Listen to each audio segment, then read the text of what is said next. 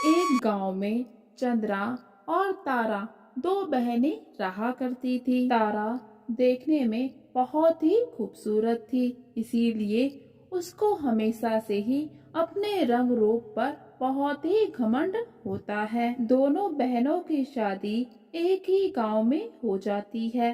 तारा देखने में बहुत ही खूबसूरत है, इसीलिए उसकी शादी एक जमींदार के घर में होती है। वहीं दूसरी तरफ चंद्रा के कम पढ़ा लिखा होने के कारण उसकी शादी एक गरीब घर में हो जाती है। तारा, जो कि पहले से ही अपने रंग रूप के कारण बहुत ही घमंडी होती है, और अब उसकी शादी एक भरे पूरे अमीर परिवार में होने के कारण उसका घमंड सातवें आसमान में पहुंच जाता है। अब वो पहले से भी ज्यादा घमंडी हो गई है। तारा अपनी बहन चंद्रा को नीचा दिखाने का एक भी मौका नहीं छोड़ती। तारा जब भी कोई नया सामान लेकर आती तो आकर सीधा चंद्रा को दिखाती और कहती, देखो चंद्रा, आज मेरा पति मेरे लिए नई साड़ी लाया है, मेरे लिए नई चूड़ियां लाया है।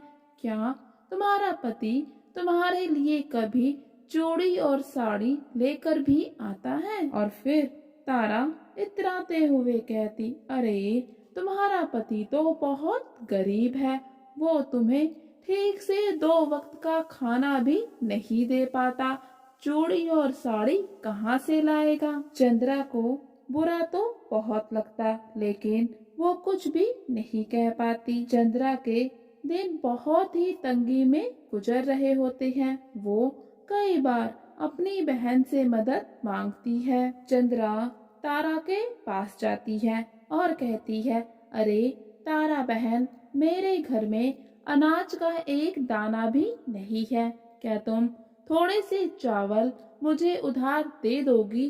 जैसे ही फसल बिकेगी तो हम तुम्हारे पैसे और अनाज दोनों ही लौटा देंगे। तो इस पर तारा कहती है, अरे बहन, मेरे घर में तो थोड़ा सा ही अनाज है, और जो पैसे थे उसे लेकर मेरे पति व्यापार करने कहीं बाहर गए हैं। तारा कभी भी अपनी बहन चंद्रा की मदद नहीं करती।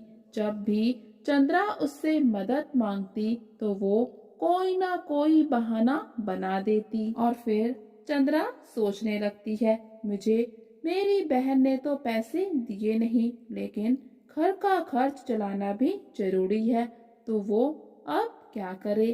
तभी उसके मन में ख्याल आता है कि क्यों ना वो अपने बड़े भैया से पैसे मांग ले। बड़े भैया उसकी मदद जरूर करेंगे।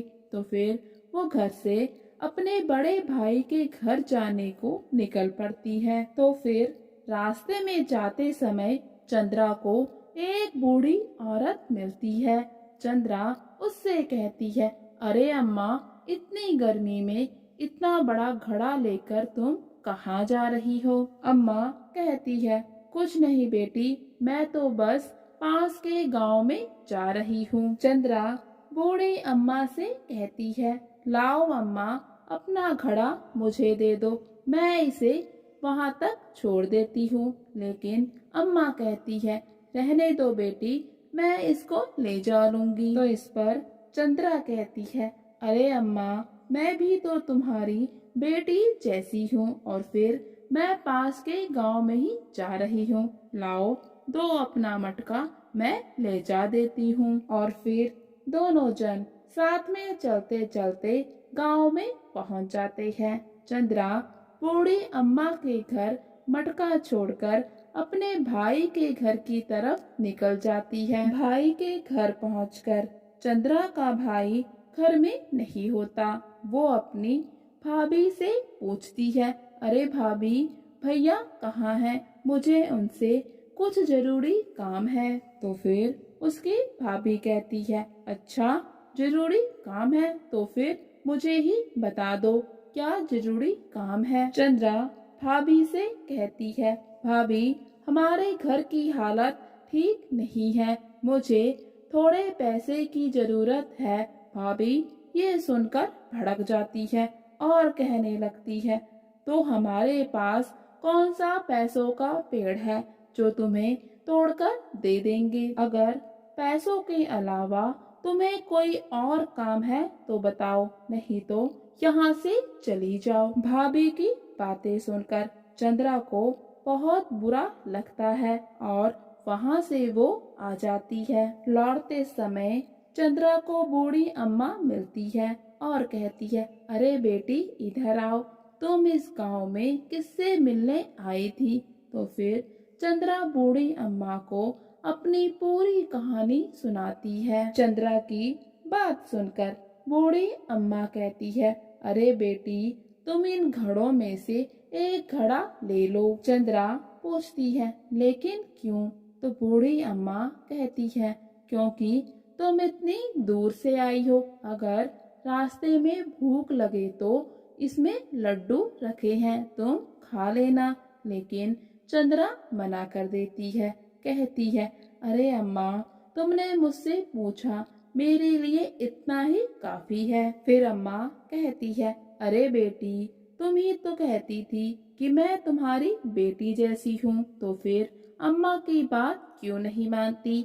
अम्मा के बार बार जिद करने पर चंद्रा वो घड़ा ले लेती है और कहती है, ठीक है अम्मा अब मैं निकलती हूँ, नहीं तो पहुँचते पहुँचते रात हो जाएगी। घर आकर चंद्रा बैठती है। इतने में उसका पति आकर उससे पूछता है, अरे चंद्रा तुम तो आज अपने भाई के घर मदद मांगने गई थी, क्या बना। तो चंद्रा बताती है, अजी भैया तो घर पर नहीं थे और भाभी ने मुझे घर से भगा दिया। ये सुनकर चंद्रा का पति कहता है, अच्छा इसका मतलब हमें आज भी भूखा ही सोना होगा। इस पर चंद्रा कहती है, जी नहीं, आज हमें भूखा नहीं सोना होगा, क्योंकि जब मैं भैया के घर से वापस आ रही थी तो रास्ते में एक बूढ़ी अम्मा मिली। उन्होंने मुझे लड्डू से भरी हुई एक मटकी दी और कहा, बेटी जब भूख लगे तो खा लेना।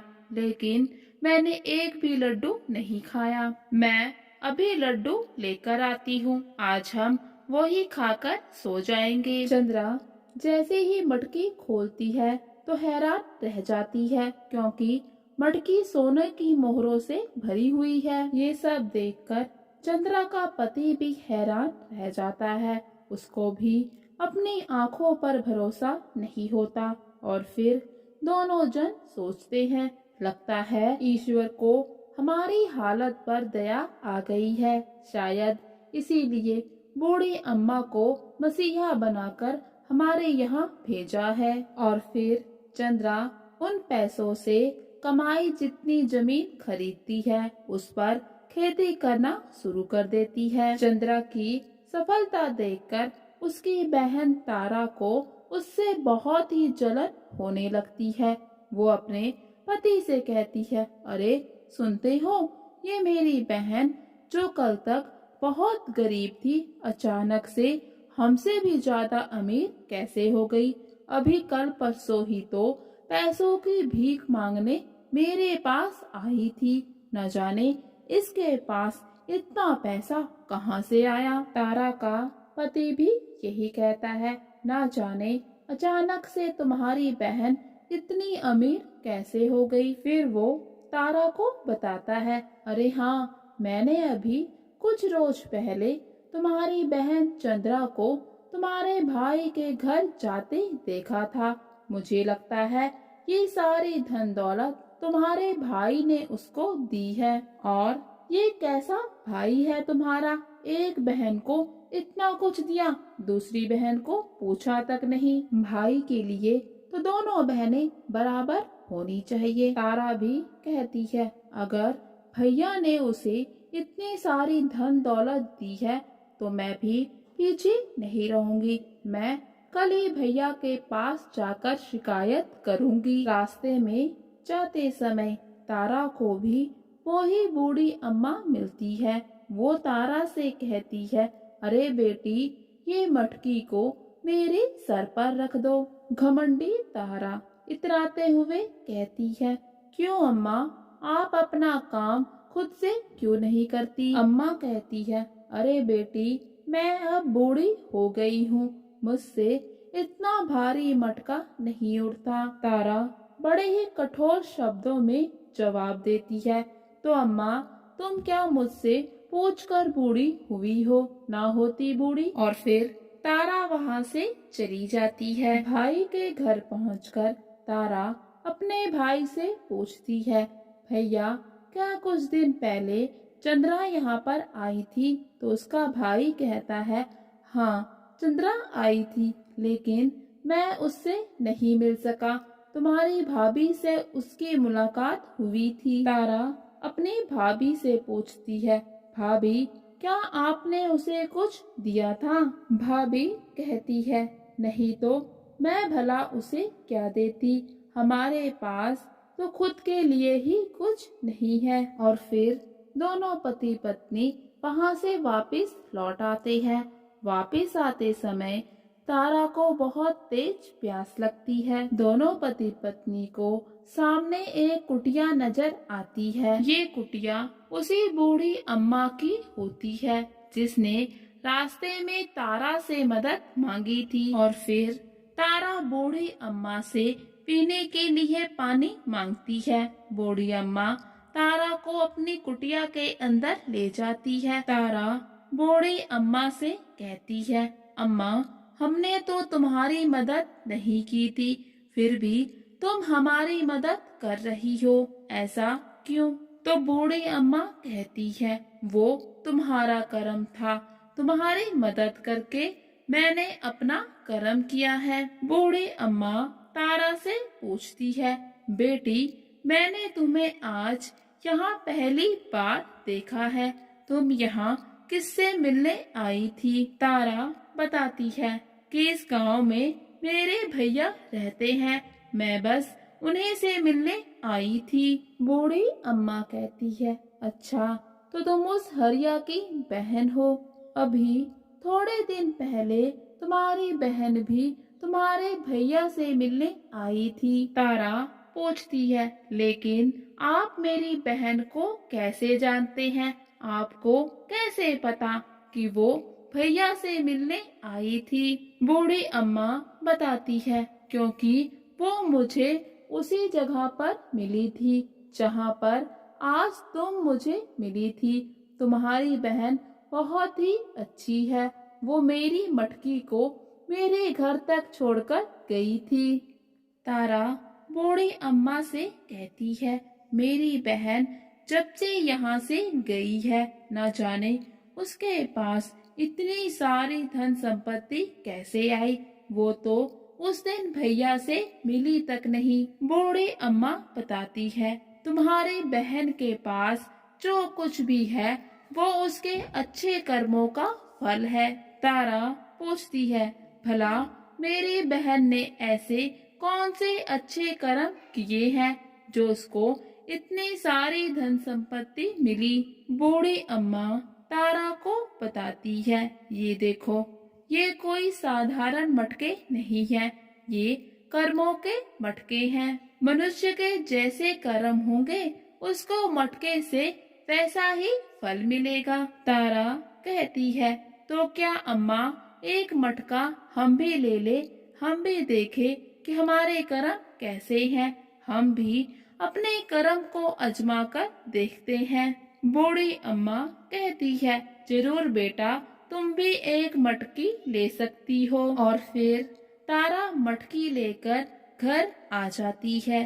घर आकर जैसे ही मटकी खोलती है तो उसमें से बहुत सारी चींटियां निकलने लग जाती हैं, जिसे देखकर पहले तो वो बहुत ही हैरान हो जाती है। फिर उसका पति कहता है, तारा, हैरान क्यों होती हो? हमारे जैसे कर्म थे, हमें वैसा ही फल मिल गया। तुम्हारी बहन बेचारी कितनी गरीब थी, कितनी बार हमारे से मदद मांगने आई, लेकिन हमने कभी भी उसकी मदद नहीं की। हमने कभी भी अपने जीवन में कोई भी अच्छा कर्म नहीं किया, जिसके परिणाम स्वरूप आज हमें उसका ये फल मिला है। तारा भी कहती है, आप बिल्कुल ठीक कहते हो। मैंने हमेशा ही चंद्रा के सामने अपनी अमीरी का रौब झाड़ा है और हमेशा उसको नीचा दिखाने की कोशिश की है। दोनों को अपनी गलती का एहसास हो जाता है।